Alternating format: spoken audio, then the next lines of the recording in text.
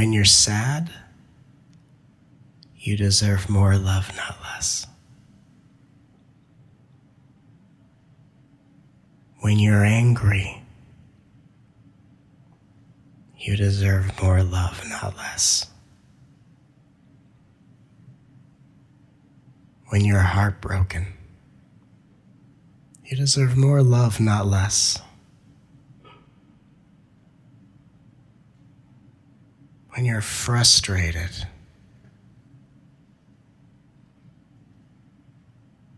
you deserve more love, not less. When you're lost, when you're lonely, when you're overwhelmed, and even on the brink of despair,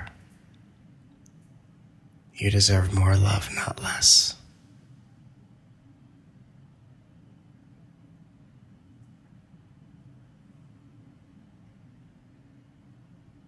When you're unable to reconcile the terms and conditions of your life and to rearrange the moving pieces into a more palatable and comfortable order,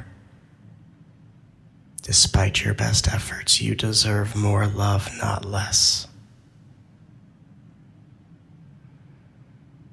And when you continue to remember that life cannot be manipulated or controlled, and yet that doesn't seem to prevent you from trying as best as you can over and over again,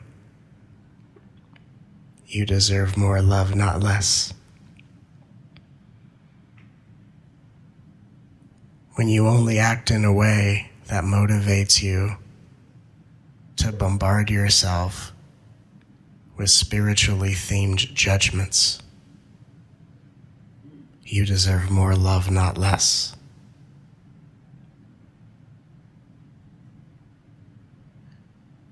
When you're ashamed of yourself and afraid to open up and let the world in and come out of hiding as a unique expression of spirit in action, you deserve more love, not less. In your greatest hour of triumph,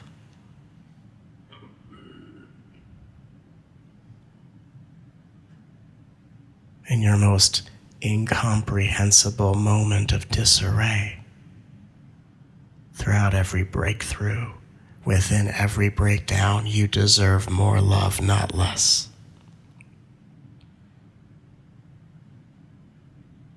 When you think the world's against you,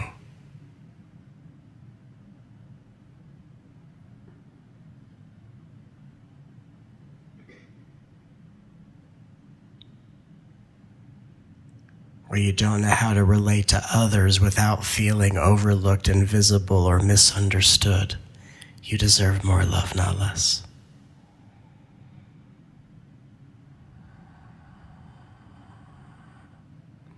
When you have a list of qualities and characteristics that you wake up each day trying your best to bring to life throughout each moment, and you don't know why you keep failing to act and be the way you think you're supposed to be, you deserve more love, not less.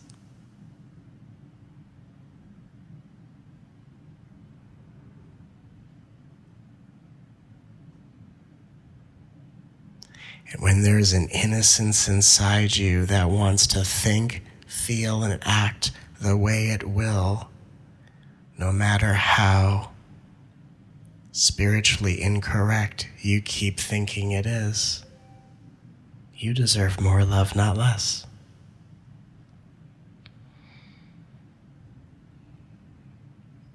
No matter what you feel, no matter what you think, no matter what you say, however you respond, whatever you choose, no matter what has been done by you or to you in your perspective, whether it was fair or unjust, whether it was cruel or unusual,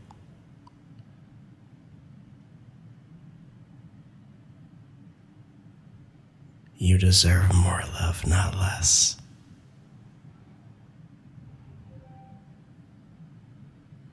No matter what remains in focus, no matter what you can't let go, no matter how hard you try to shake it loose, no matter how deeply you understand the journey of spiritual insight, no matter where you think you are in your journey, or you've been blessed to forget where you are throughout your adventure, you deserve more love, not less.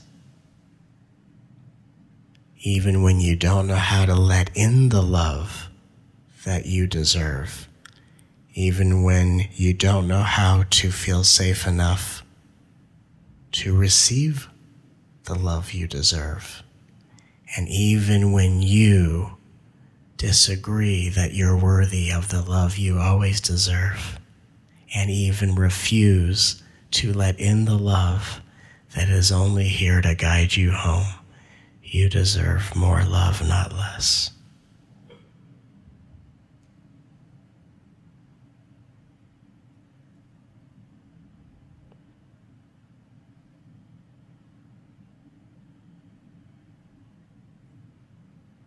The journey I offer you, a journey that is specifically created to speak to the sensibility and experiences of the energetically sensitive soul, helps to remind you that the answer to every question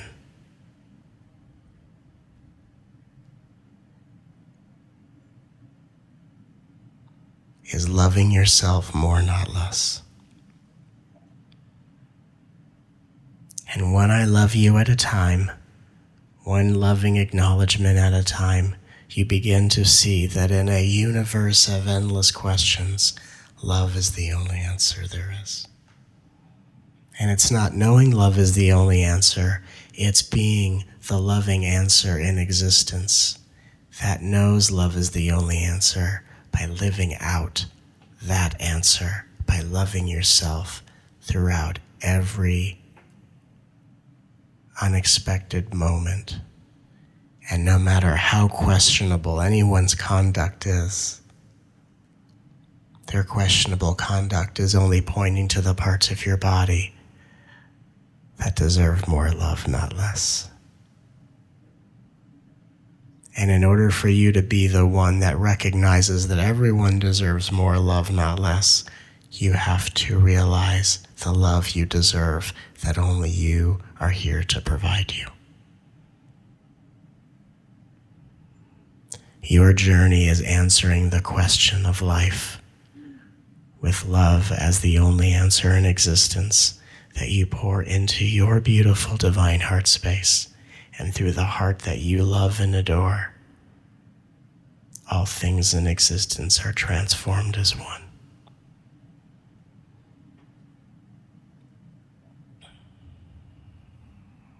No matter how you're feeling, no matter what you're thinking, come as you are. You need not be in any specific position to receive what I'm offering you. For I am here to offer you the love, the energy, the resolve, the liberation, the clarity, until you are able to join me in loving you the way I always will. Take your time. There is no rush.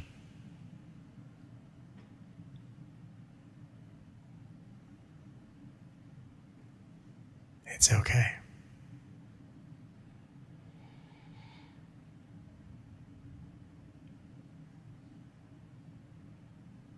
And even as you sit here and go, oh, well, I don't know how to love myself. Well, that's why we've been brought together. And the first moment of learning to love yourself perhaps comes with the admitting of, I don't know how. I don't know how to love myself. Maybe I only know how to be fulfilled, happy, and satisfied by pursuing other things I'm promising myself that when I get there, that's going to make me feel different. And then I get there and I don't feel very different, so then I'm in the new position imagining where else I must go to find the thing that's really going to make me happy, until eventually you run out of gas. You can't even take another step forward, and there's nowhere to go and nothing to do other than to love the one who's looking for love but doesn't know how to let it in.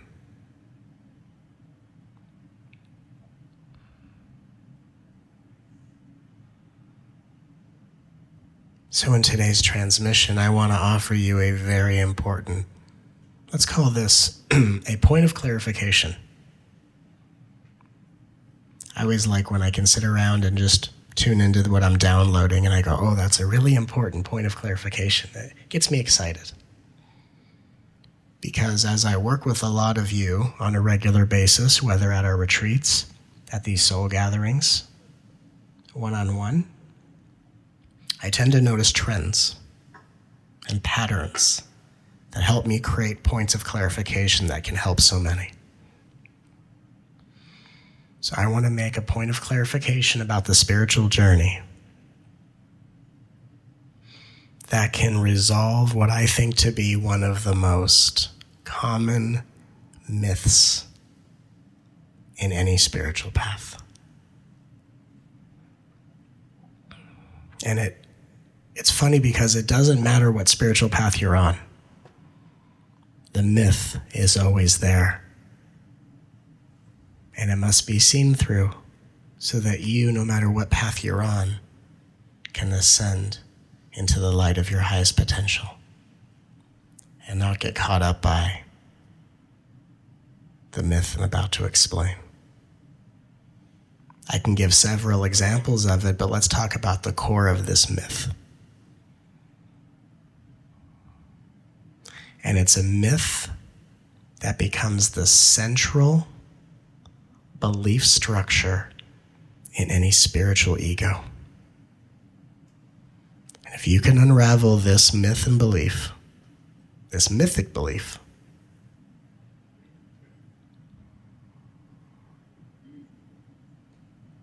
then the spiritual ego becomes resolved. Just with resolving this one myth. Because a spiritual ego is that voice in your head. And again, we're not opposing the ego. We're not talking down to it. We're not at war with anything. But it's just important to know what it is. The spiritual ego, which is a mask, a spiritual mask that the inner child wears.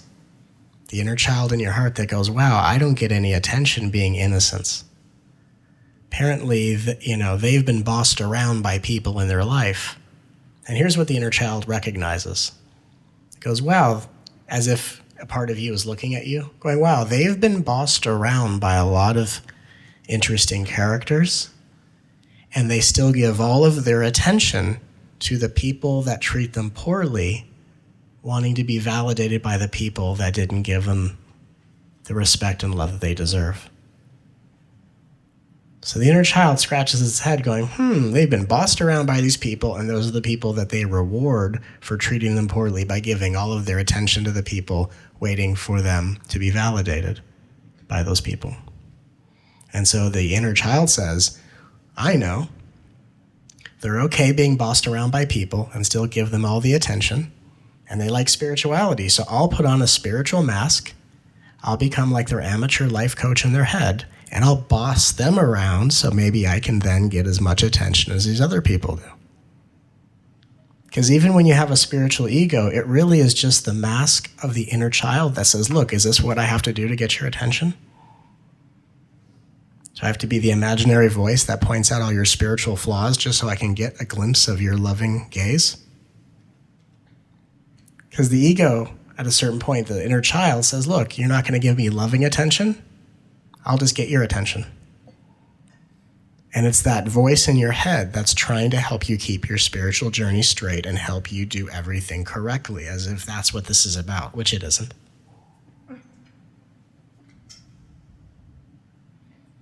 So what's the myth that will unravel the spiritual ego? The myth is believing that along the spiritual path, or the goal, is that you're supposed to feel one way all the time. And it just isn't true. Perhaps your journey is, I'm supposed to feel peaceful all the time. I should be present all the time. I should be joyful all the time. I should be manifesting bells and whistles all the time. And even with my teachings, it can get misunderstood and go, oh, I listen to that guy and I should be loving all the time.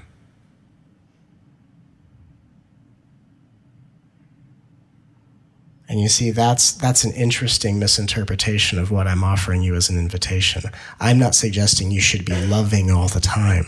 I'm suggesting that however you're feeling all the time, whether changing or constant, is what deserves more love, not less. So just because you're taking the opportunity to love the one who feels however they feel doesn't mean that you're aspiring to be loving all the time as if love is one feeling or one way, if that makes sense. I'm inviting you to love however you feel and not fool yourself into thinking that you should feel however you define love to feel. Because love in itself is a spectrum of is a spectrum of experience that encapsulates all feelings. So if we say I'm going to feel loving all the time, you're believing that there's one way love feels in your body. And the truth is that all feelings are under the umbrella of love, that sometimes love can be fierce. The fierce love of a mother finding the incredible strength to lift up an automobile to rescue a child. That's fierce love. And if you think love is only the way you feel when you get a Valentine's Day card from your beloved, then we're limiting it and defining it into an emotional state. And then when you think how love's supposed to feel, then the spiritual ego says, that's the way you're supposed to be all the time, and I'm going to kick your butt and try to make you act like a robot. A spiritual robot who tries to impersonate love instead of surrendering to the love already within you and recognizing that no matter what I feel, I deserve more love, not less. It's very easy to flip it. Right? You go and you hang out with your relatives and you, well, I should have been loving. There's the spiritual ego. Should have been loving. So love can be fierce. Love can be direct honesty, like looking into the eyes of someone you love and say, I can't watch you kill yourself with your behavior anymore. Sometimes love is that direct honesty. Sometimes it's more loving to walk away from a situation of self-destruction than it is to enable. But in every moment, love is expressing itself perfectly and flawlessly. If only we could trust that every single thing we feel, think, act, or do is always coming from the highest vibration of love. And if we could trust that, only the highest vibration of love would come through. But because we don't trust it, we act in a way that gives us evidence of why we need to use a spiritual ego to kick our butt, thinking I should feel one way all the time. You're not going to feel one way all the time.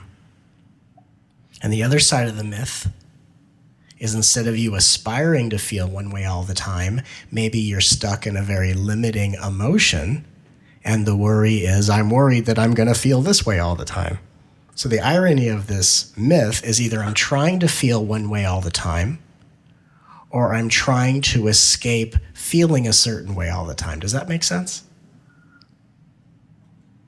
I'm either trying not to feel the way I feel all the time, or I'm trying to feel the opposite all the time, and then I blame and punish myself when I don't measure up. So what's the end result of this myth? I punish myself when I can't escape the limiting way I feel all the time, and I punish myself when I don't feel the way I'm supposed to feel all the time. It all leads to incrimination and punishment in the name of spiritual evolution. And this is what the new paradigm of spirituality is resolving and unraveling. The only way you should believe you're supposed to feel loving all the time is if you accept that all emotions fall under the umbrella of love. So that no matter what you're feeling, it's a part of love. And it only in your interpretation seems contrary to love or doesn't feel the way you've defined love to emotionally feel, because what doesn't feel like love is arising in your consciousness, waiting to be loved and embraced and received what it's never been given, so that it can integrate and be healed within you, not only for the evolution of your journey, but for the well-being of all. So we're not trying to feel one way all the time. We're just letting ourselves feel however we feel and recognizing that that feeling that seems so contrary to our definition of love is what's waiting for the love we've never been taught to give it.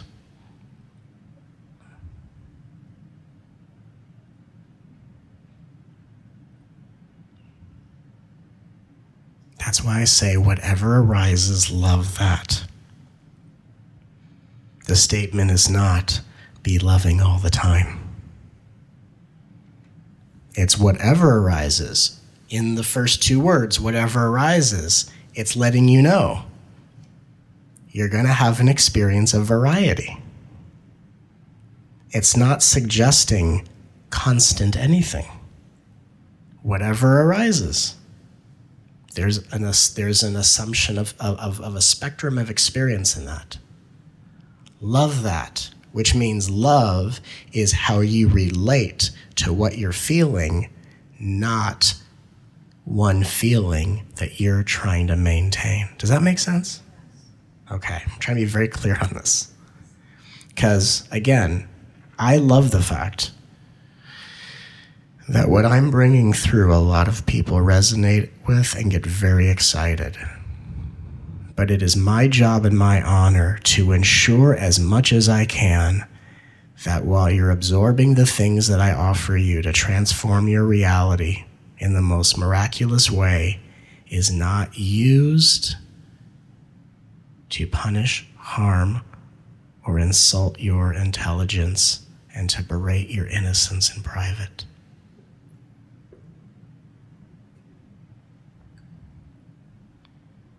It doesn't even matter if you're able to love your feeling the moment it reveals itself, or 10 minutes after a dramatic outburst, or 10 days later. It doesn't matter when you remember to love.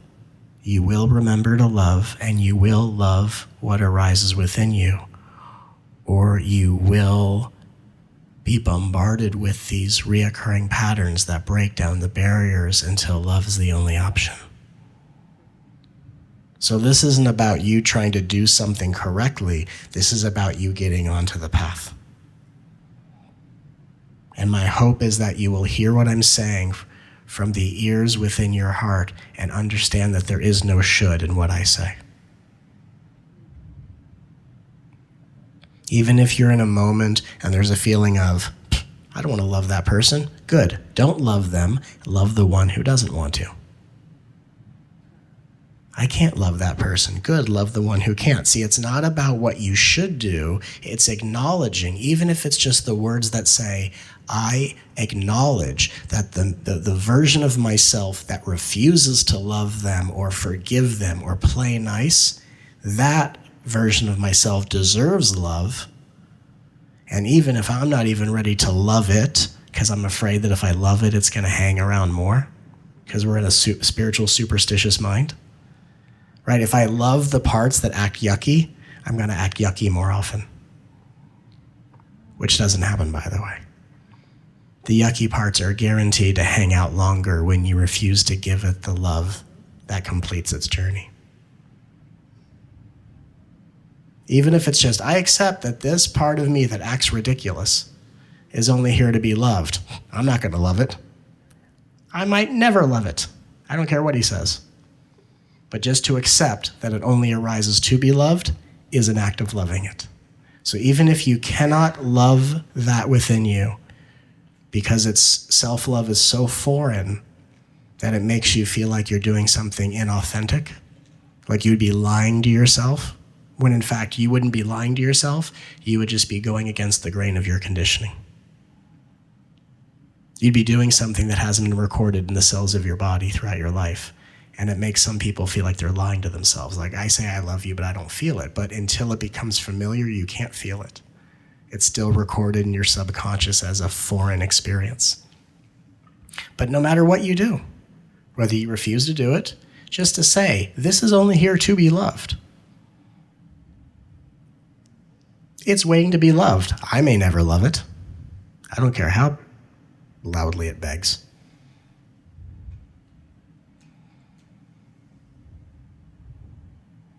Remember the invitation, come as you are. You can say to it, you're only here to be loved. Not by me, sorry. Should maybe hang out in someone else's heart. Never, I will never love you. But I acknowledge that you're only here to be loved, but I'm not going to do it. Even that is offering it love, strangely enough. So there is no shoulds in my invitation. There is only acknowledging that love is the only reason why anything arises to be seen.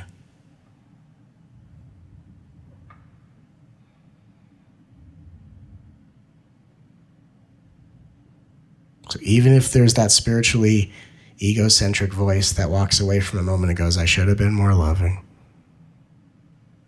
we can resolve that by saying to ourselves, I accept that the one who judges their behavior and thinks they should have been more loving is only here to be loved.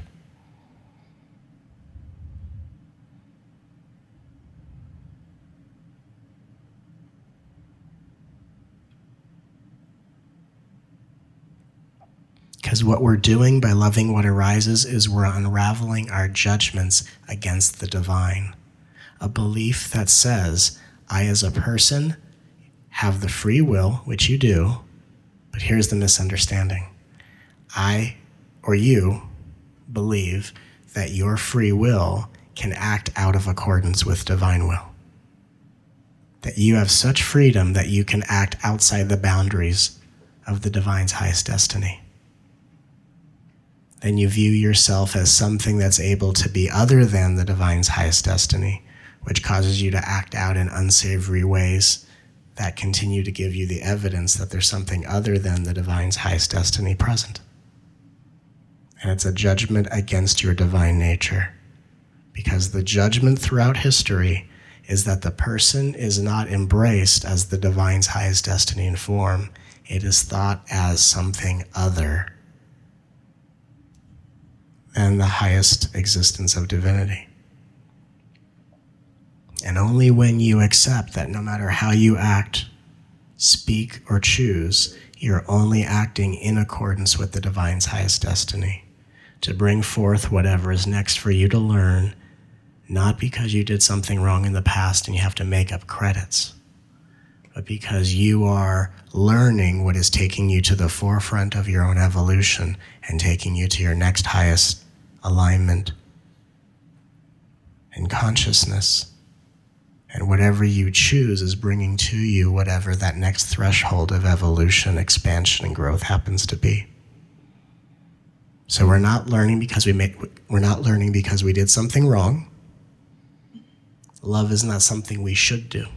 In fact, love is something that arises in your heart when you have the right to be other than love as often as you want. So if you really want to unravel the judgments of the spiritual ego, if you gave yourself permission to be unloving, but see, as I give you this permission, notice how it's not an unconscious experience of unloving. It's not unloving where you're someone who's being unloving and you believe that you're justified. This is a conscious experience of being unloving, that you're consciously giving yourself the right to be unloving. And even dare to say, if I were to be unloving, it would be the divine's highest destiny and will to do so. For a lot of people, that seems really scary. Oh, I don't know about that. I think I should rather aspire to be loving and then beat myself up in private. That seems more spiritual, doesn't it? But if you give yourself permission to be totally unloving as often as you want, and even be as bold as to declare it's to the divine's highest destiny, you would do so much to unravel the judgments within you. And with no judgment towards any spectrum of behavior, then the love within you could be chosen by your free will. Does that make sense? Yes. It's radical. Again, I like to do the radical things. In order to be love, you have to have the right to be unloving. And what's interesting is when you have the right to be unloving, which, by the way, if you gave yourself permission to be unloving, you would never choose to be unloving. That's the irony. And what else would happen is that if you have the right to be unloving, when other people are not be loving, there's more compassion and understanding for their behavior and less of a tendency to believe that they're treating you this way, and instead realize that their behavior is just showing you the difficulties of their journey at this time. So the irony is, if you have the right to be unloving, when people are being unloving with you, it is very difficult for you to take it personally and to feel like it's about you. Like, why are they doing this to me? But they're not. They're showing you where they're basically showing you through their behavior, this is why I can't give you the love that you refuse to give to yourself. I've got a lot on my plate. I'm under a lot of pressure. And beings who treat other beings poorly are basically saying, the most loving thing you can do is give me space. Because my back's against the wall, I've got a lot of things going on at once, and I don't have time to give myself the love I need, let alone to give you what you assume I'm here to provide. And when you have the right to not be loving, other people's unloving actions will no longer victimize you. Because you will say, it's okay that they're unloving. They're showing me that they need some boundaries. They need some space. That's the most loving thing I can do, to give them space. How do I know what they need space? Because their behavior shows me. You can go to a petting zoo and see a cute little animal. And if that animal starts to show you its teeth and growl at you, you're going to give it space. Why don't we have the same rules with human beings? It's the same thing. Someone's not being nice or being passive-aggressive. That's like an animal showing you its teeth, and you go, oh, maybe I'll just back up. Yeah, maybe he'll just back up. And when you have not given yourself permission to know that in order for you to choose love, you have to have the right to be other than love. And there really isn't anything other than love. I'm just talking about the judgments. I have to speak about things the way the judgments think life works in order to walk you out of it. So you've got to give yourself permission to be other than love as often as you desire. Now, what that does is it gives validity and it gives attention and respect to your shadow self, which is the darker aspect of the inner child. And unless we give respect to the shadow self, it's going to rear itself in ugly ways. It's going to hurt people in the process. And then the only way we usually know how to repent for that behavior is to put ourselves in private and use spirituality to berate our innocence even more. And it just makes things worse. So you want out of this hell? This hell of judgment? You have the right to act any which way you want. If you think it's other than love, go for it. Someone wants to open the door for you, and you want to just walk right through and not even look at them, go for it. If you have the right to completely act remarkably despicable, you will give yourself the right to use your free will and choose love from a space of freedom that says, I can do anything, and love is what I choose. See, that's when it's powerful. You can choose to be any which way, but love is how you'd like to choose to be. You'd prefer that. But when you say, I have to be loving, now we're getting into real judgmental territory. And the scary fear is, if I said I have the right to be other than love, I'm going to black out. I'm going to be drunk with power. I'm going to go on some sort of terror of social anarchy and just destroy the innocence of people around me, right? We're afraid that if we let down our guard, we're going to do something really crazy. The truth is, you're only likely to do something crazy if you don't give yourself permission. You don't have to be loving.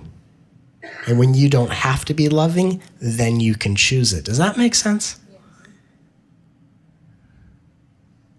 I don't have to be any which way, and love is all that arises in my life. Even when I'm not doing this in my private life, like when no one's looking, I'm exactly the same.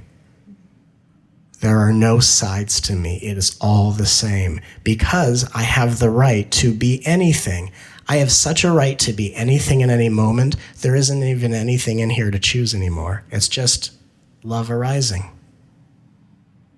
And there's no voice in my head saying, that wasn't the most loving thing to say.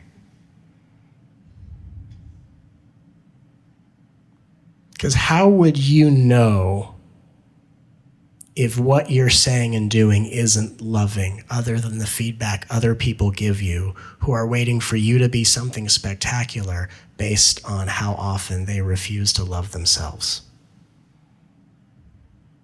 Most of us measure our loving progress by the feedback of others. Like if people like me, if people smile in my presence, if people seem to have a good time, if I get a lot of positive Yelp reviews, right? In a world of egos, then that tells me I'm doing this right. And so you give the power to other people to tell you how loving you're being. And if they have a problem with your behavior because you're not feeding them the way they refuse to feed them, all of a sudden you go, I got to look within and fix something about me. And we call that spiritual codependency. You must learn that how other people treat you is showing you where they're at in their journey, and the only determining factor on where you're at in your journey is how you respond to others. This whole idea about the world reflects back unresolved things in you, old, outdated paradigm. There is a mirror teaching, but the world is not a mirror of what's unresolved in you. You are a mirror foreshadowing what the world is becoming in evolution. So there's a mirror, but it's seen backwards in the beginning. You walk around thinking, how everyone acts is a mirror of what's unresolved in me. The truth is that other people act out to show you how much they have on their plate, why they don't have enough time and attention to give you the love they can't give themselves. You are reflecting to them what is already emerging in their spiritual evolution. And you will be an embodiment of what others are becoming when you stop thinking that other people's behaviors are about you.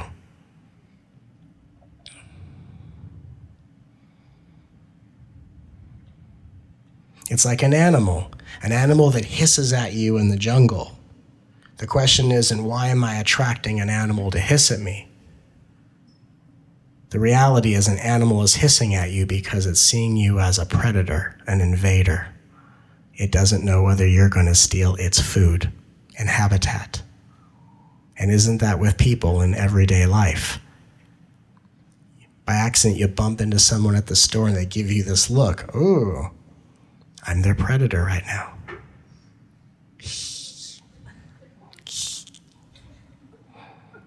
Ooh.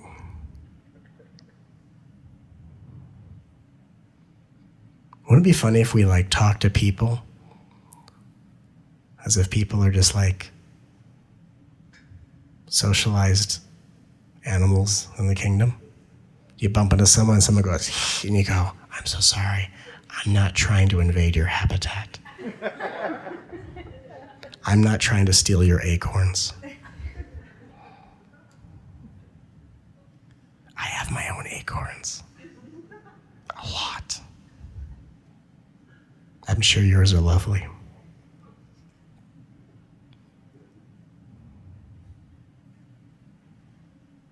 Or you look at someone with compassion, you go, it seems like you have a lot on your plate. They go, what makes you think that? Well, you're kind of giving me the ugly face. You're kind of giving me the mean, angry face.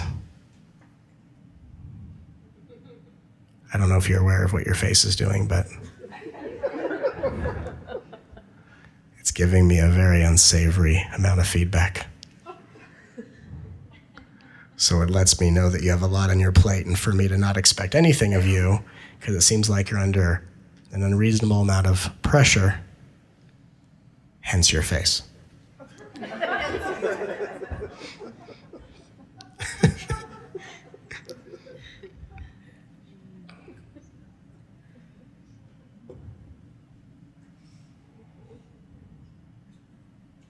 People's faces give you amazing feedback. And if you, instead of interpreted other people's actions by your beliefs, just look at the face. A face that is closer to smiling is more open to the highest possibility of existence. The more of a smile you see, it's an indication of how open the heart is for something bigger than the human condition and conflict. And the less of a smile you see, the more that is on that person's plate, bombarding them with pressure that says, I'm not open to something. Like, you ever go into a situation, you want to walk up to someone, you're like, oh, I want them to know me and I want to interact with them. But their face will tell you if they're open for business. Their face tells you if there's a vacancy or not. Oh, I just want to talk to that person. Look at their face. Does their face say open for business? Is it? Because this is the sign that someone has the room to let you in. Do you know what I mean? If you go, oh, there's that person, and they're like this. What's that telling you? Ooh. They don't have room for anything. They're dealing with a lot of stuff. They're processing a lot of data. And I might be an inconvenience, and then they're going to hiss at me, and then I'm going to privately judge myself and go, why did I attract that? I should have been loving. And back to punishing ourselves we go. And what's the reality something so simple as like someone's face tells you whether they're open for some sort of engagement. Like, even if you want to walk up and compliment them, their face tells you if they're open for it. And what's the sadness in our heart goes, but I just want people to know me and I want to engage with people. And we say to that innocence, I know, honey. You just want to engage with others and you want them to know you and you want to feel their love. But what you're learning is that the one person who's always open and receptive to receiving your love is you. And that often is the one person who's loving you the least. So here's the irony. The people you want to love you the most are in the least capable position to do so, as per the face, right? And the one person who is always in a position to see your highest intention and to know how much love you deserve is the one who has been taught to love you the least. So we have to change this by becoming the one that loves ourselves the most, so that we can, instead of seeing others as reflections of our journey, which as you wake up, you will see that to be one of the most egocentric beliefs in existence. Some other being, right, we're all one, but we're all different individuals. Some other being is on their spiritual journey, something happens to them, and we make it about ourselves. That might strike you as a little spiritually egocentric. Yeah. Sorry, I can't listen to your problems and hold loving space for you and hug you through your dilemma. I'm too busy asking myself why I attracted that.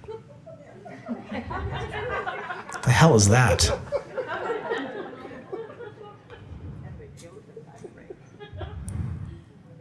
What's that about?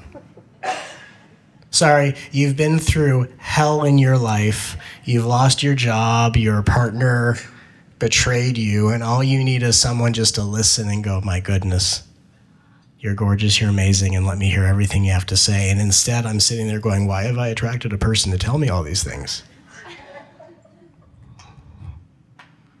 And we actually believe that there's some sort of validity in that process. As you wake up, it will seem very insane. And I specifically word it in a way so that you get onto the insanity.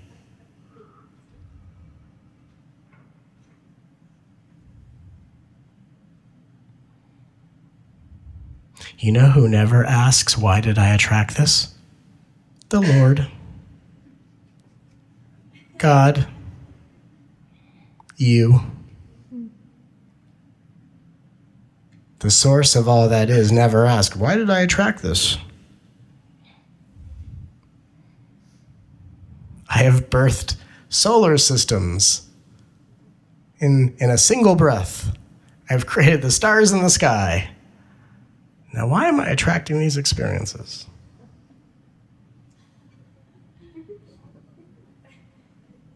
Let me look at my scroll.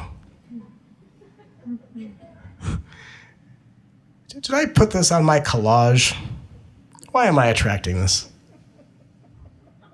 I am the Lord. See, it sounds ridiculous, doesn't it? It should sound ridiculous. Because the reality is, we cannot love other people through their journeys until we love ourselves through ours. Other people's feedback are telling you what they're open to. So like I just said, one of the indications of if someone's open to letting you, even just open to interacting with you. How do you know when someone has enough space in their consciousness to interact with you? Their face will show you. The other way you'll know if people have enough space within them to be interested in something other than themselves is because they ask you questions, and the question will tell you exactly what they're open to. So oftentimes we go to people and we haven't looked at the face for feedback, and we go into that experience and we project onto them all the stuff we want them to validate in us. And we don't really know if they have the space in their journey to let us in until they ask us a question. In fact, isn't it interesting in a human conversation, if your job was to just be interested in learning about their life and you only told them about you and only told them the exact information based on only the questions they asked? Wouldn't that be interesting? Instead of leading with this whole sales pitch that we all do, you know the sales pitch, the same general thing you say to every person you meet, which over time either becomes embellished or abbreviated. What if you just walked up to people and said, hey, if you're open, I'd love to know more about you. That's very nice. And you just cheer on their journey and only talk about yourself when they ask a question. And when they ask a question, it tells you exactly the information they're ready to receive. Wouldn't that be interesting? I discovered that as something I came up with randomly, because I always come up with things before I teach them, and to me, it's always like I practice them like social experiments. And I thought, what would happen if I only told people about who I am when they asked me a question? And if they didn't ask me a question, I'm just there to cheer them on. And if they never ask me anything about myself, I just keep listening to them and cheering them on, like I'm interviewing someone. And many years ago when I discovered it is how I also woke up out of those socialized judgments of like, I'm interested in them, aren't they going to be interested in me? Hello, I'm deeply fascinating. Don't you want to ask me a few questions? I'm dying to answer them. Interesting person here. Just ask me.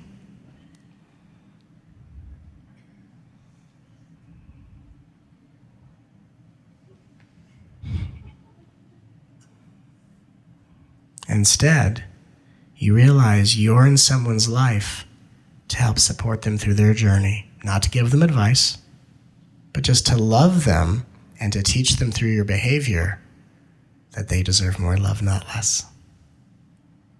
And to listen to what's going on and to bring enthusiasm to whatever's going on in their life, to remind others that perhaps the way they're looking at their life doesn't seem like an endless stream of gifts, but you're just there to treat them and celebrate them so they realize how much more love they deserve and how much value lurks within them.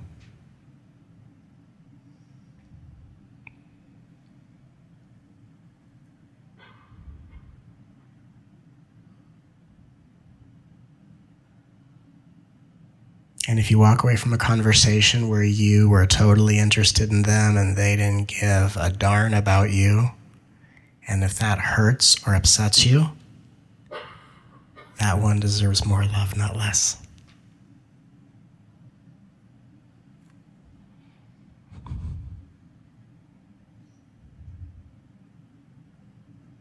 And even if you have a conversation and it doesn't seem to go right, it just helps you learn for next time. Oh, I should have looked at their face. I didn't do that. I didn't look at their face. I didn't see if they're open for business. I totally ignored the face. Because the face tells you everything. Closer to a smile means they're going to be open. Further from a smile, it's going to be a crapshoot.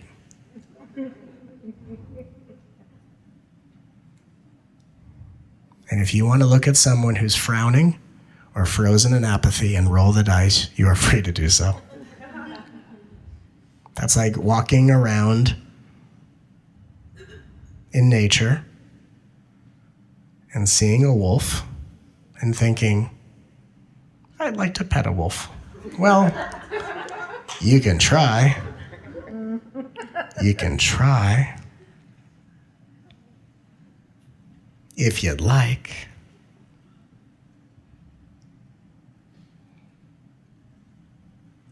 Life gives us the signs, and they're very clear and obvious. We just have to be open to it.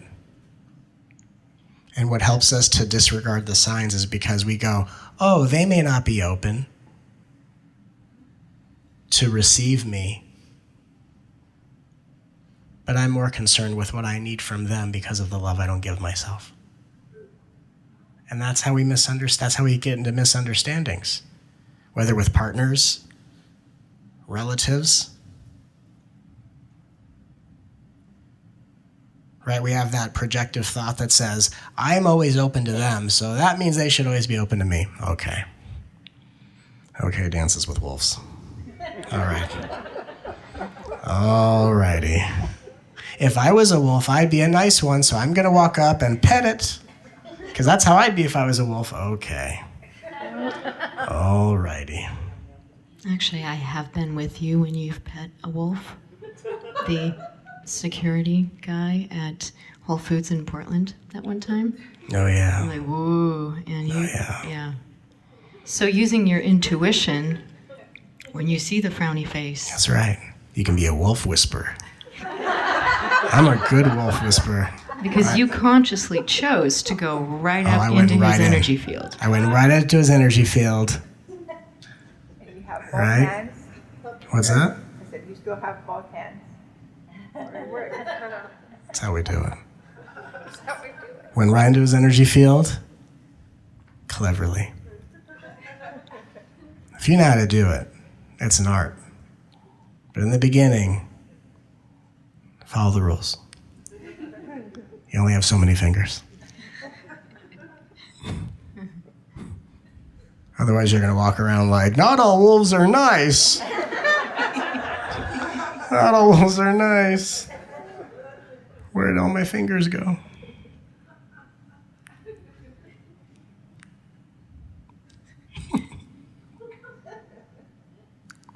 You know what else is funny too? Is about nature shows us reality in its where nature is always working in harmony with each other, even when it seems like this animal is opposing this animal. It's all a part of this big cycle. Like you'd never see a squirrel, right? You see a squirrel in its natural habitat counting its acorns or whatever it does. And then here comes some other animal and the squirrel turns around and there's that, am I gonna freeze and pretend like the thing that looks at me doesn't see me, right? Which isn't that helpful of a strategy, by the way, right? I'm being seen, but if I freeze, I might become invisible, right? It's hilarious. Or sometimes a squirrel has to get a little gangster and has a little fight with another animal. But after it's all said and done, what the squirrel doesn't do is go back to its habitat, go back to its sacred squirrel altar, look at the picture of the squirrel guru, which is a squirrel wearing the mala beads, and say, "Oh, squirrel guru, I was so emotionally triggered. I should have been more loving. Oh, what do I need to do to become a more loving squirrel? I was so attached to my environment. I was so in my little squirrel ego. Oh, squirrel guru." Doesn't do that. And yet we do. Why do we do that? Because we're nuts. Because we're nuts. Because we're nuts. That's awesome. Because we're nuts. That's awesome. That was good. That was good. We all know that was good. That was fantastic. Yeah, that's how we do it. So again, we have the consciousness, we have the awareness, we have the freedom to consider many different possibilities. And we get into this weird paradox where we say, I should be one way all the time, or I'm trying to not feel a certain way all the time, instead of just saying, if I feel uncomfortable all the time, then the uncomfortable one deserves to be loved. And if I am constantly feeling a variety of feelings, none of which are the way I prefer feeling, that one deserves more love, not less. And we unravel the spiritual judgments so that we don't think spiritual evolution is about being these mystical robots who all act the same way, look the same way, and speak the same way. Because if you're in a world where everyone's supposed to act the same way, then robots correct each other.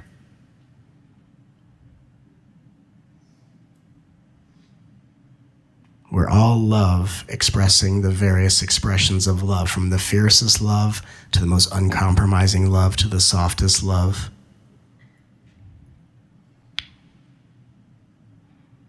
Everything is love in action. And so the invitation is that you can try to micromanage yourself into a preferred vibrational state, as if one day you're going to arrive at being the most shiny, radiant being who's ever walked the planet, and someone says, how'd you become so high vibrational? Well, I bullied myself into submission. In private, I beat the living crap out of myself until I just changed. You can do it too. Is that supposed to work? I don't think so. What I did to achieve this vibration is I shamed myself, but called it meditation.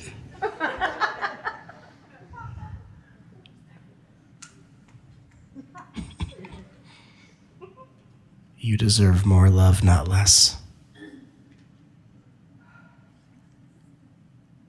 And in loving what arises, you find that however you're meant to feel, act, think, or choose is bringing you the opportunity to accept that everything is divine will by loving and embracing whatever is arising in your consciousness. And remember, the way we access love is by giving ourselves permission to be other than love as often as you want. I remember I had a dialogue with someone and they said, I don't want to be loving. Please don't. Please don't. Please don't be loving. And they said to me, but if I wasn't loving, that would be kind of rude. And I said, show me that. Be rude to me. And it was just a dialogue. I said to them, I said, be rude to me. I'd love to see that. And they said, why do you want to see that?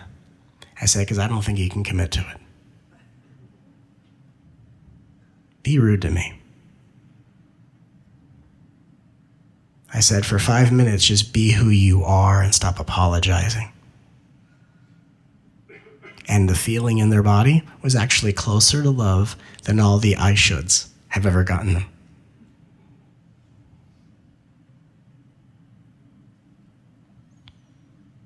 Otherwise, you're like living out this Groundhog Day where you wake up each morning and it's like, I should be loving, but not today. When you have the right to not be loving at all,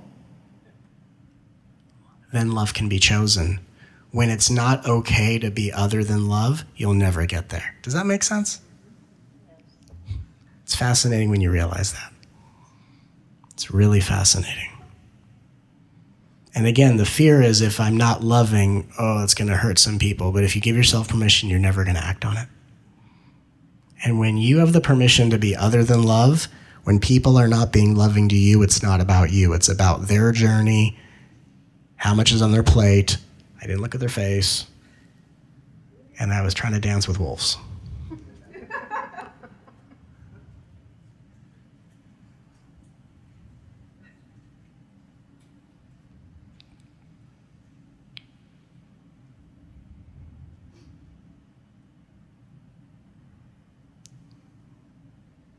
Just be aware of the pressure people are under.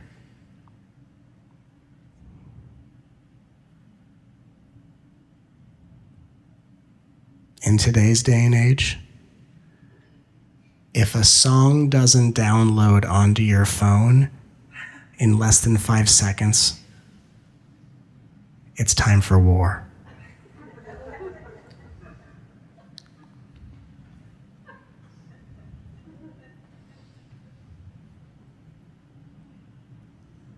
If you post a really beautiful response to someone's Facebook thread and there are more likes to someone else's response that wasn't as loving, someone's gonna pay. When did they get all the likes? Look what I wrote. And you think people have the space to be open to giving you the love only you can give you? Come on. It takes very little to upset people nowadays. Again, we're living in a world where people are waking up at record speeds. At the same time, it doesn't take much to flip someone out. Have you noticed? And do you know why you're witnessing a world of godliness that's acting insane? Because it's the universe telling you, if you can see how easily people can be flipped out, you'd realize they have no room to give you what you can give yourself. Maybe you should be the one giving you what you need, because people don't have it. They don't even have it for themselves. And I'm not demeaning anyone. I'm just like, look at the world for a second.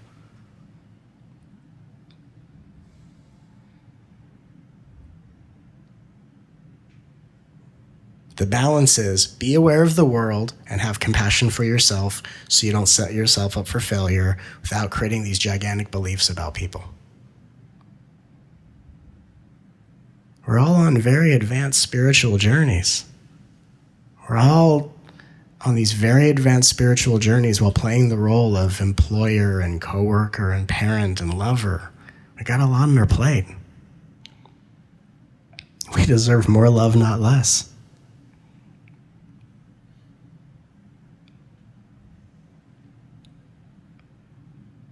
And no matter how hard you try, you're not going to feel one way all the time. You're not supposed to feel one way all the time. You're not a cosmic vehicle with an automatic transmission. You're a mystical sports car that's a 5-speed stick shift with different gears. You know what I mean? Like sometimes you go this speed, sometimes it's you have a range to you. That's on purpose. Celebrate your range. And like I've said before so cleverly, if there's things in you that you can't harass yourself enough to change, just call it a talent. Wow, I get so emotionally triggered by them. This is a talent. Should I add it to my resume? Is there a company that would like to pay me to be triggered? Is there such a thing? Because I would be the one they should hire.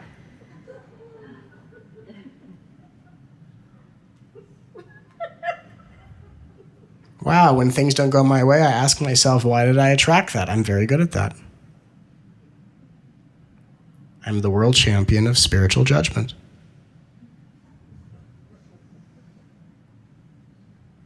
I mean, if you're the world champion, you might as well own it.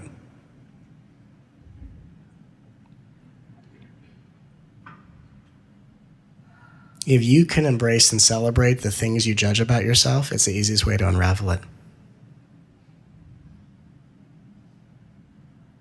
If your mind wants to just think and think and think, congratulate it. You are such an awesome mind. You're so good at that. I love you, beautiful mind. That is so much more progressive and so much more spiritually advanced than half the stuff we've been led to believe or have been trained to do.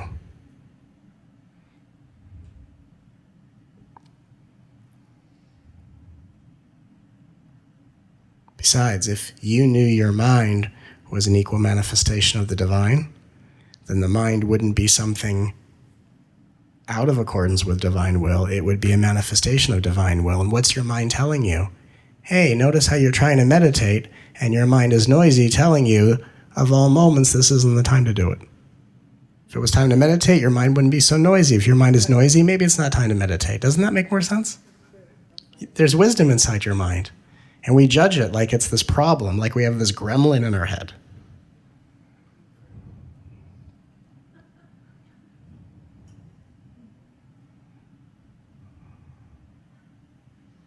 Everything happens in the most appropriate moment. When it's time to meditate, it will just happen. When it's time to be angry, you won't be able to prevent it. And then you'll act like you did something wrong and then go in private and verbally harm yourself again.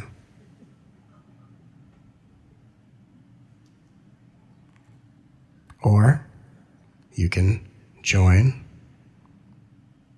this global movement called the Love Revolution and put aside whatever you think or don't think about yourself and others and go, I deserve more love, not less. That's the real way you give up your fight. You don't stop fighting, you start loving. And when you start loving, you eventually forget how to fight.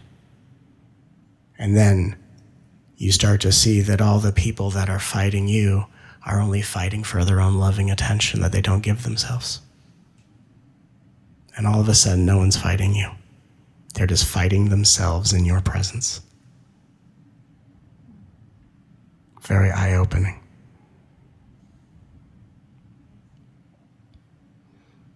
It's as eye-opening as one day you'll realize people may look you straight in the eye, and no matter what they say while looking in your direction, it's not about the you think you are.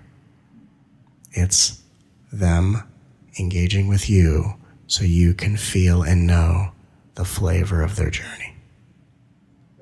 And it's not like you don't make it about you. At a certain point, you couldn't make life about you if you tried. It's not like you stop making life about yourself. You spontaneously become incapable to make life about you.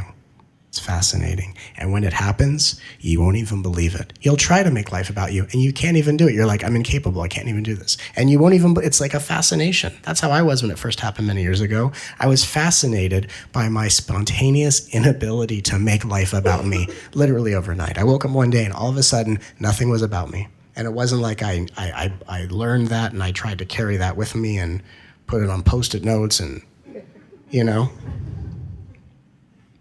join the It's Not About Me cult. It wasn't like that. It was like one day I woke up and just had this deep realization that I don't know why, but nothing's about me. And everyone would talk to me, and it was just me seeing where they were in their journey, and there wasn't any sense that had anything to do with me. And the only thing that had anything to do with me and sharing where I am in my journey is how I approach them. And life became extraordinarily simple. You're not going to feel one way all the time, but you can embrace, love, and honor the one that feels however they feel. And that's the doorway of your salvation, one I love you at a time. That's where we find sanity. That's where we find justice. That's where we find peace. That's where we find truth.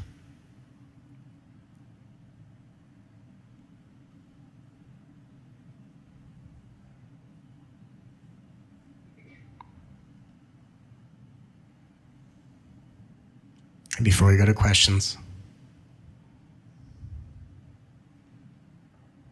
as what I guarantee will not be a part of the video, I'm going to tell you all a funny little story to summarize what we learned today. So there's a spiritual ego driving a car with an enlightened Buddha in the passenger seat. And the spiritual ego is trying to be very careful as to demonstrate to the Buddha the cultivation of their consciousness, right? Oh, let's turn on the radio. Oop, only Deva Premal. And the Buddha just sits there, immovable.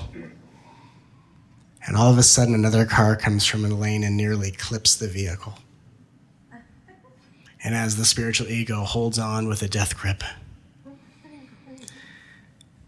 the spiritual ego says, I forgive them, for they know not what they do. As the Buddha reaches over and honks the horn.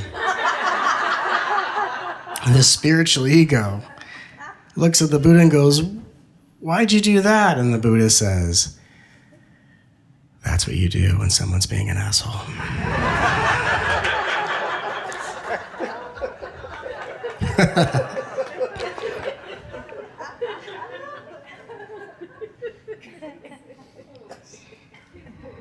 Things aren't what you think they are.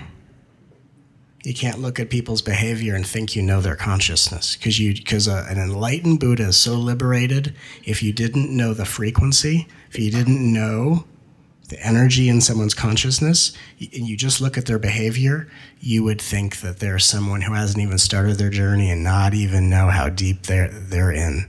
Wouldn't even know the master that's just playing in form, dancing the joy of liberation. That's why when we come together, it's not about, oh, you got to say the perfect words, or you don't want to say that word. We don't play that crap here. You speak however you want to speak, especially when we go to ask questions right now. We'll take a few questions. I know I went a little bit over. Look, speak however you want to speak. You're not going to say a word and manifest tragedy. It's not how life works. So whatever words you want to use, seriously. What is required on this journey is honesty. Just be honest with yourself, because once you're honest with yourself, that's how you start to realize, my God, I deserve more love, not less, in a time like this.